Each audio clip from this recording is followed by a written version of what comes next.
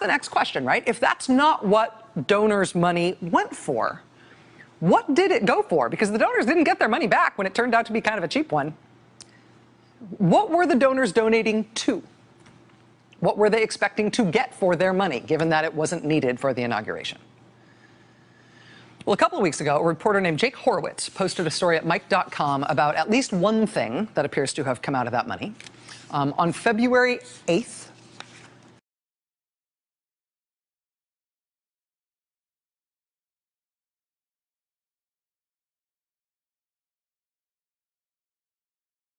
half weeks into the new administration, the White House hosted a meeting between several National Security Council officials and this guy.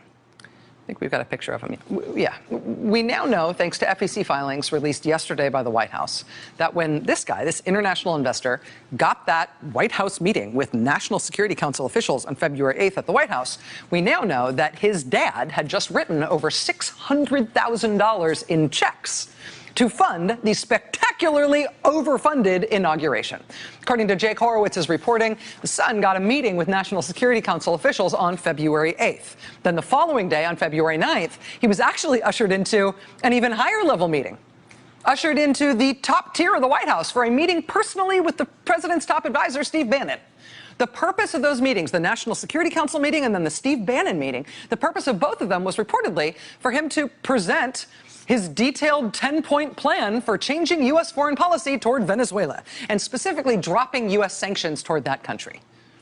Specifically dropping U.S. sanctions toward that country. The guy reportedly put Venezuela's foreign minister on the phone with one of these National Security Council officials that he was meeting, put the foreign minister from Venezuela on the phone during the meeting, apparently just to show off that he could get the foreign minister on his cell phone during the meeting. Now, Venezuela doesn't get a ton of political coverage in the United States, but Venezuela is a country in intense turmoil right now. The sanctions that the U.S. put on Venezuela were put there in 2014 after 43 people got killed while participating in anti-government protests. Another 3 people got killed in anti-government protests just yesterday. There have been weeks and weeks and weeks of rioting and violent protests. And now today, Venezuelans are enraged anew by this brand new FEC filing from the White House, which shows that interesting thing about the guy who got the meeting with the NSC officials and with Steve Bannon. It also shows that while Venezuelans have been rioting in the streets, while there have been acute food shortages and medicine shortages in Venezuela, this is a country that should be a rich country, but people have literally been starving in Venezuela. Somehow, in the midst of this incredible economic and political crisis in Venezuela, Venezuela's state-run oil company somewhere found $500,000 to donate to the very, very, very inexplicably overfunded Trump inauguration. Venezuela's state-run oil company gave him $500,000 too. So Venezuela's state-run oil company is dumping money into the Trump inauguration, $500,000. Meanwhile, another $500,000 plus was apparently enough to open up not just the White House, but the National Security Council, the freaking National Security Council, to a very well-connected donor and international investor who had a plan that he wanted to share on Venezuela. I mean, Venezuela is in dire straits. It does not have the money to spare, and yet they inexplicably dumped $500,000 on Trump.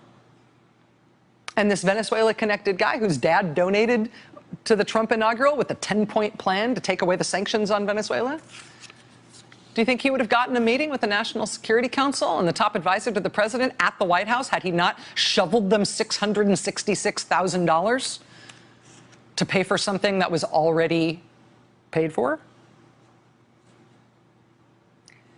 This kind of thing has a name.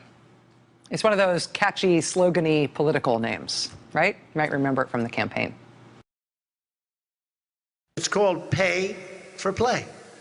And some of these were names, right? You might remember it from the campaign.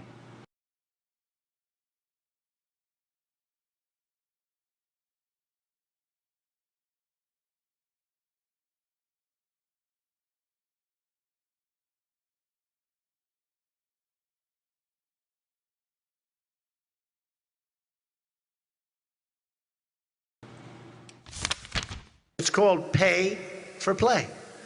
And some of these were really, really bad and illegal. If it's true, it's illegal.